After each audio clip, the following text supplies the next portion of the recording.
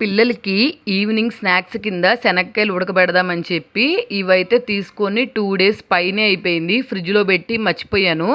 లోపల తడొచ్చేసి కొన్ని బూజు కూడా వచ్చేసినాయి. ఇవి మా ఇంటి దగ్గర 100కి 4 డబ్బాలు. నెక్స్ట్ అలాగే కేజీ 80 రూపాయలు అట్లా అమ్ముతున్నారు. మీ సైడ్ ఎంతకు అమ్ముతున్నారు ఇవి?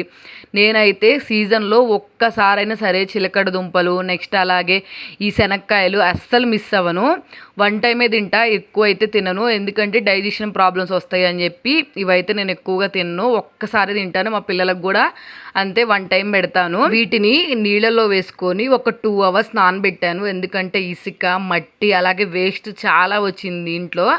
అందుకని చెప్పి 2 అవర్స్ వాటర్లో వేసి నానబెట్టాను. తర్వాత నీట్గా వాష్ చేసేసి కళ్ళుప్పేసి 2 గ్లాసులు వాటర్ అయితే పోసుకొని ఒక 5 విజిల్స్ వచ్చేంత వరకు ఉడకబెట్టుకున్నాను. కొనేటప్పుడు నాకు చెప్పారు కూడా మా ఫ్రెండ్, ఇవి అసలు హైబ్రిడ్వి, లోపలికి ఉప్పు అనేది వెళ్ళదు, అస్సలు బాగోవు అని చెప్పి.